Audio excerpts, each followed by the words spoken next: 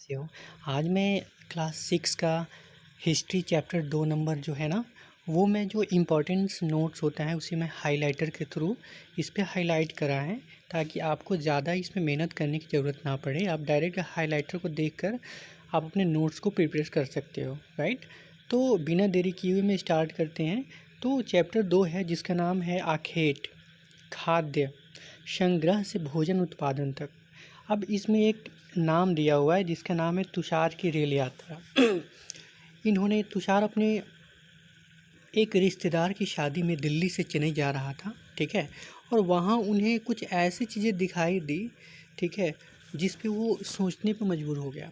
और वही जो सिचुएशंस है, वही सिचुएशन आगे चलकर ये कहने पे मजबूर हो गई कि एक्चुअल में आने वाला टाइम में इनकी आजीविका कैसे रही होगी, क्या रही होगी। उन्हीं सारी चीज़ों पे ना ये चैप्टर निर्भर करता है, राइट?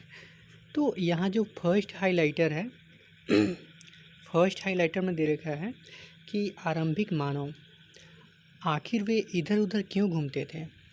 अब शुरुआत में जो मानव थे, जो परंतु थी मानव था, है ना? तो इसमें दिया हुआ कि हम उन लोगों के बारे में जानते हैं जो इस उपमहाद्वीप में 20 लाख साल पहले रहा करते थे। आज हम उन्हें आखेटक, खाद्य संग्राहक के नाम से जानते हैं।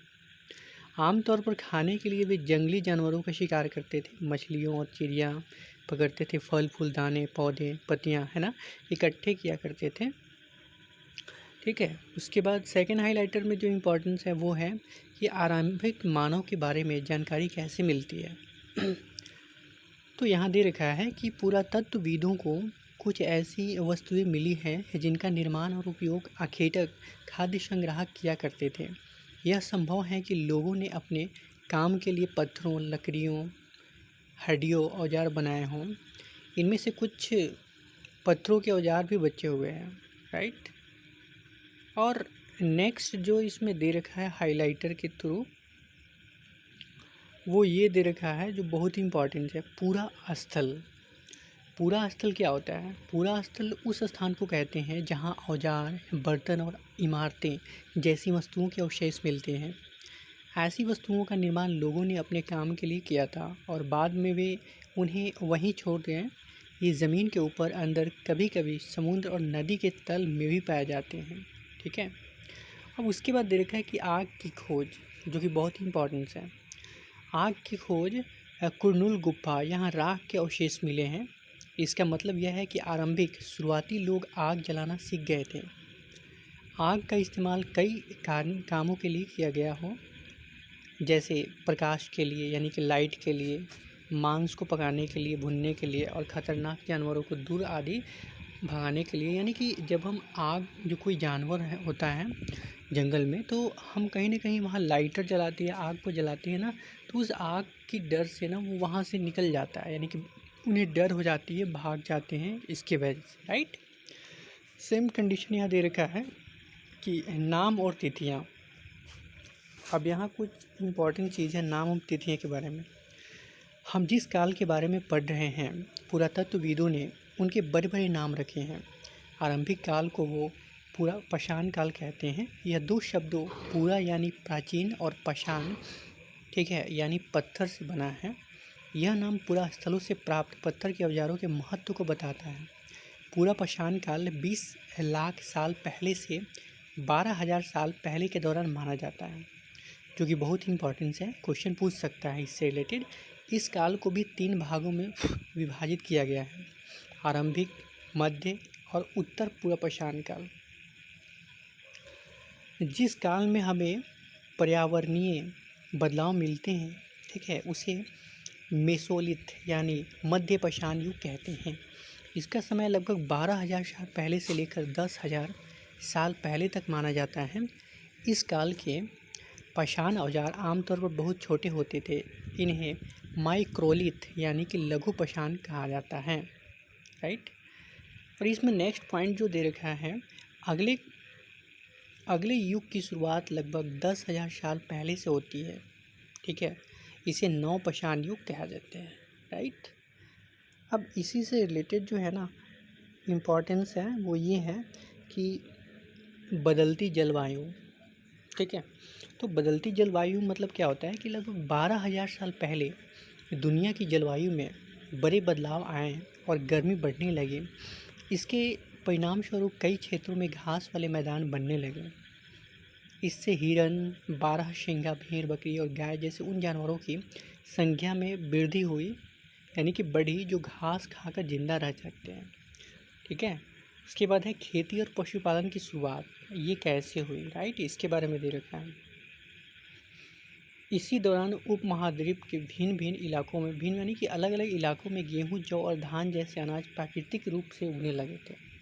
ठीक है।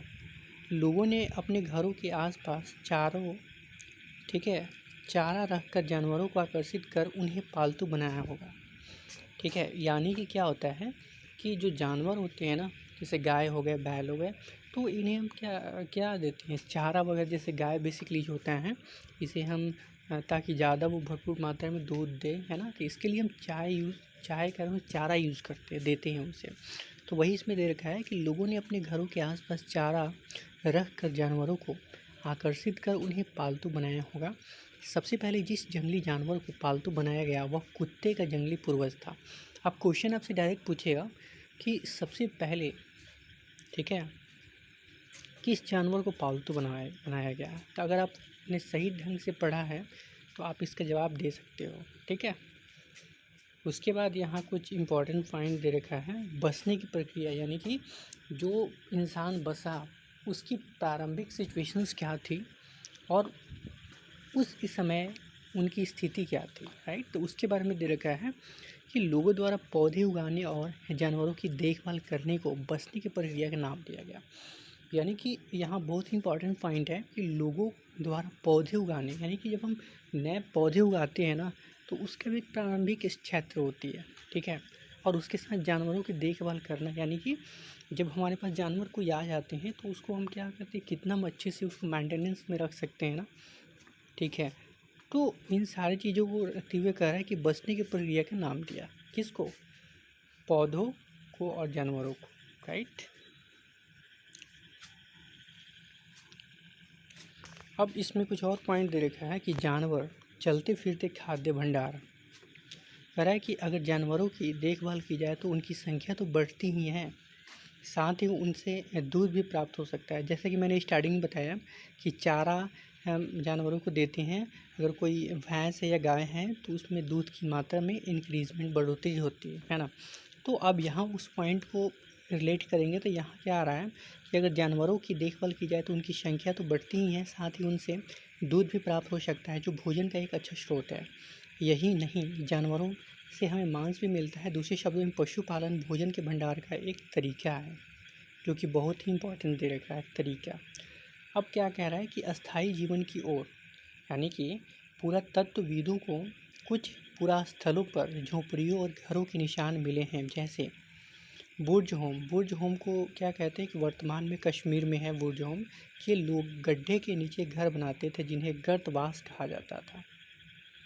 ठीक है। एक गर्तवास चित्र बना हुआ है, इसमें दे रखा है कि बहुत सारी जगहों से पत्थर के औजार भी मिले हैं। इनमें से कई ऐसे हैं जो पूरा पाषाण युग उपकरणों से भिन्न हैं, इसीलिए इन्हें नवपाषाण युग का माना गया है।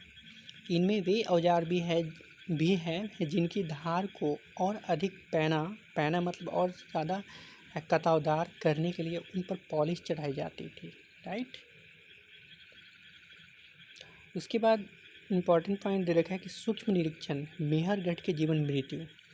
अब दे रखा है कि मेहरगढ़ के बारे में, जो कि इम्पोर्टेंस है। मेहरगढ़ खास तौर पे ये मैंडेटरी क्वेश्चन बन जाता है, इससे कहीं ना कहीं एग्ज़ाम में पूछता है इससे, है ना। तो ये याद रखना बहुत ही इम्पोर्टेंस है, ठीक है, स्टूडेंट को, राइट।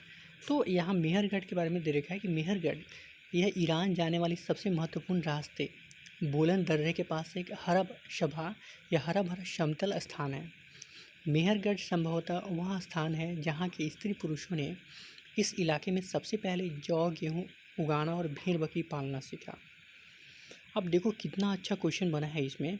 अब तुमसे क्वेश्चन पूछ सकता है कि वो, ठीक है, वो पूछ सकता है कि मेहरगढ़ संभवतः वो कौन सा जगह है जहाँ सबसे पहले गेहूँ, जौ और भेड़ बकरी पालना स्टार्ट हुआ।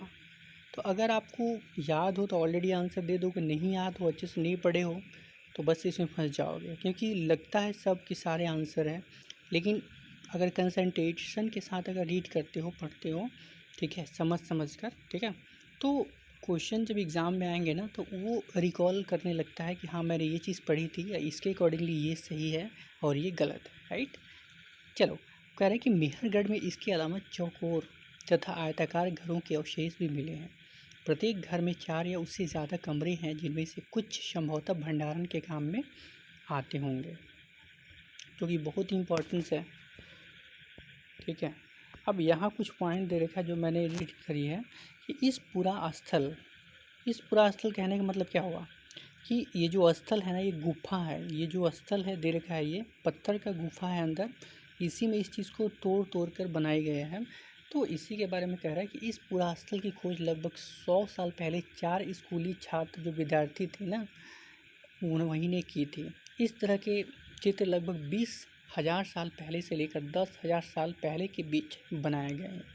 अब देखो उतना पुराना जो चित्र है अभी तक है, ठीक है। अब देखो यहाँ पॉइंट आ गया कि नौपाषाण युग के सबसे प्रसिद्ध पुरा स्थलों में एक चताल युग तुर्की में है। यहाँ दूर दराज स्थानों से कई चीज़ें लाई जाती थी और उनका उपयोग किया जाता था। अब यहाँ दे रखा है कि कुछ उपयोगी शब्द, आखेटक मतलब क्या होता है, खाद्य संग्रह, पूरा स्थल, उद्योग स्थल, आवासीय स्थल, पुरापाषाण, मध्यपाषाण, लघुपाषाण, कृषक, है ना, ठीक है। कृषक जैसे कि आपको पता है यहाँ पे दे रखा है कृषक, है ना, मैं बता दूँ यहाँ पे, यहाँ दे रखा है, ये जो पॉइंट है ना, ये बहुत ही इम्पोर्टेंट पॉइंट है, राइट। तो इस पॉइंट को हम ऑलरेडी क्या करेंगे, ठीक है, इस पॉइंट को ऑलरेडी हम